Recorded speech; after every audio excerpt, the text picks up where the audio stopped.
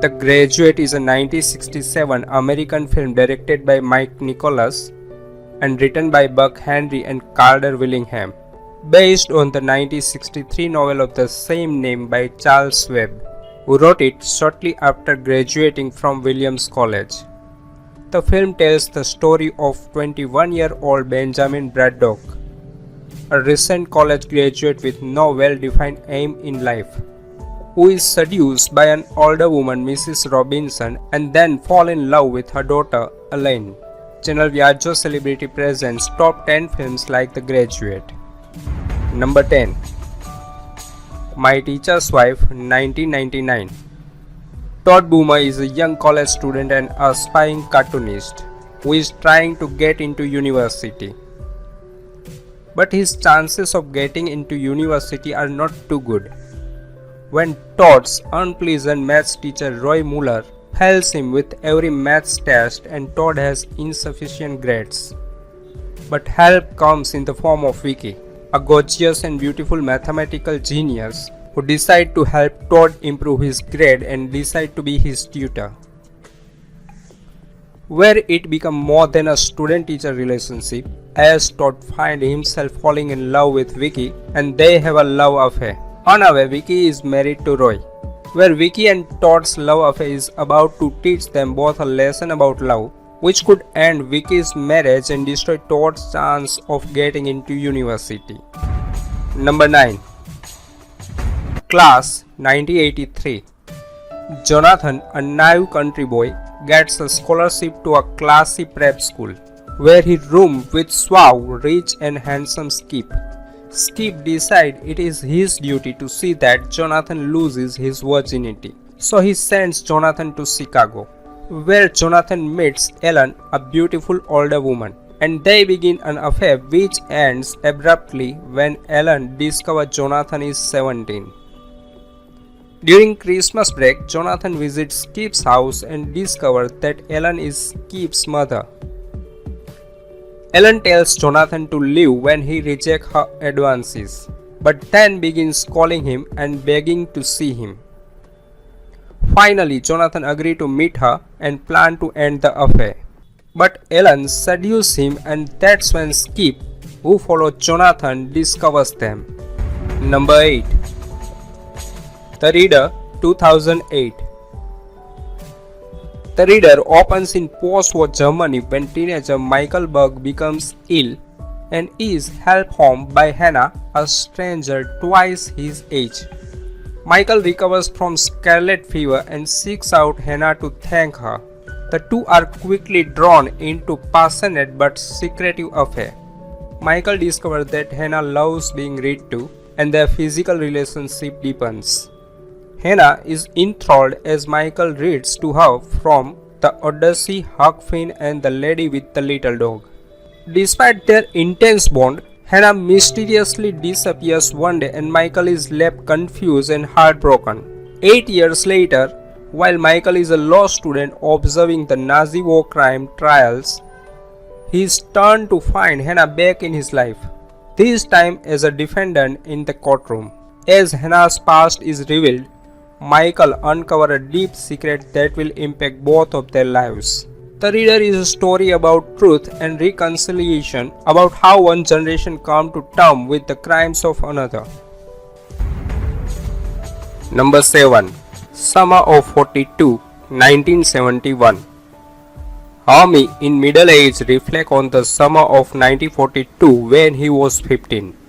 The Americans had recently entered fighting in World War II, and he himself was just entering puberty where thoughts of girls were top on his and his friends' minds. He and his two best friends Oski and Benji and their respective families spent the summer on an island off the coast of New England. Homi the sensitive one, Oski the forward one, and Benji the mixed one, still closer to being a child than an adult. Although Homi and Oski attempted to get as far as second base with girls their own age, they didn't really comprehend the full act of love, let alone protected love. Only reading about love and seeing the picture in Benji's parents' medical book. As they contemplate, perhaps trying to go all the way with girls their own age, Hami could not stop thinking about the young war bride on the island, Dorothy, her husband who was just shipped overseas into combat. Number 6. Notes on a Scandal 2006. Bitter, cynical and lonely Barbara Covet is a tough and conservative teacher near to retirement, who is loathed by her colleagues and students. In the loneliness of her apartment, she spends her spare time writing in her journal, taking care of her old cat Portia and missing her special friend Jennifer Dodd. When Seba Hart joined the high school as the new art teacher, Barbara dedicated her attention to the newcomer, writing sharp and unpleasant comments about her behavior and clothes. When Barbara helps Seba in a difficult situation with two students, the grateful Seba invites her to have lunch with her family. Number 5. The Big Bet, 1985. A teenage boy that had early love encounter is having trouble finding them now and spend a lot of time fantasizing about the women he knows. When a beautiful new girl comes to town, he makes a bet with the other guys that he can get her into bed within 10 days. His chief rivals take the deck, though by threatening to expose the new girl's sordid past if she sleeps with our hero. Confused about his situation, the boy seeks counsel from the older woman across the street, and she helps him come to terms with his predicament. Chris, the lead character, is likable, and Beth, the new girl at school he loves over, is absolutely gorgeous. Wonderful moments in this film make up for the cheesy dialogue and music in this film. Sylvia Crystal once again delivers a very sensual performance as the slightly older woman across the street who gives Chris love advice. Number 4. The Piano Teacher, 2001. Erika Ko is a pianist teaching music. Schubert and Schumann are her forte, but she is not quite at concert level. She is approaching middle age, living with her mother, who is domineering then submissive. Erika is a victim then combative. With her students, she is severe. She visits a shop to watch DVDs. She walks a drive-in theater to stay at couples having love. Walter is a self-assured student with some musical talent. He auditioned for her class and is forthright in his attraction to her. She responds coldly then demands she let her lead. Next, she changes the game with a letter, inviting him into her fantasies. How will he respond? How does love have power over our other faculties? Number 3. Why Tu Mama Tambien, 2001. In Mexico City, late teen friends Tenoch and Julio are feeling restless as their respective girlfriends are traveling together through Europe before they all begin the next phase of their lives at college. At a lavish family wedding, Tenoch and Julio meets Luisa, the 20-something wife of Tenoch's cousin Jano, the two who have just moved to Mexico from Spain. Tenoch and Julio try to impress the beautiful Luisa by telling her that they will be taking a trip to the most beautiful sea-covered beach in Mexico called La Boca del Cielo. The trip and the beach, which in reality don't exist. When Luisa learns of Jano's latest marital indiscretion straight from the horse's mouth, she takes Tenoch and Julio's offer to go along on this road trip. Number 2. Ado, 2013. Lil and Rose are two lifelong friends, having grown up together as neighbors in an idyllic beach town. As adults, their sons have developed a friendship as strong as that which binds their mothers. One summer, all four are confronted by simmering emotions that have been mounting between them, and each find unexpected happiness in relationships that cross the bounds of convention.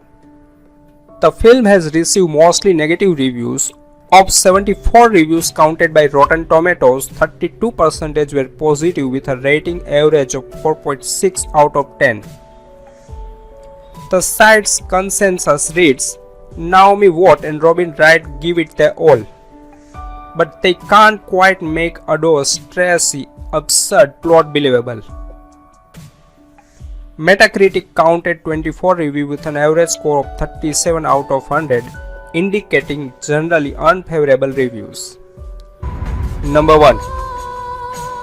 D10, 1970. Mike, a 17-year-old dropout, finds a job in a public bath. There he is trained by his co-worker Susan, a woman 10 years his senior. Susan is a tease who plays the Mike and other men's feelings, acting sometimes warm and affectionate and other times cold and distant. Working in the bathhouse turns out to involve providing services to clients of a more or less romantic nature in exchange for tip. For example, an older woman is romantically stimulated by talking suggestively about football. Mike is confused by this and at first does not want to accept the tip he gets. But Susan tells him that these services are normal practice, including exchange of her female clients for his male clients whenever a client prefers the opposite person. The film received critical acclaim, with Andrew Series comparing it with the best of Godard, Truffaut and Polanski, while Penelope Gilliard called it a work of peculiar cock-a-hoop gifts. The consensus when it premiered at the Venice Film Festival in September 1970 was that it would have been assured of winning the Golden Lion, if only the prize giving hadn't been suspended the previous year. Roger Ebert of the Chicago Sun-Times gave the film 2.5 stars out of 4 and called it an observant and sympathetic movie that deserved a better ending.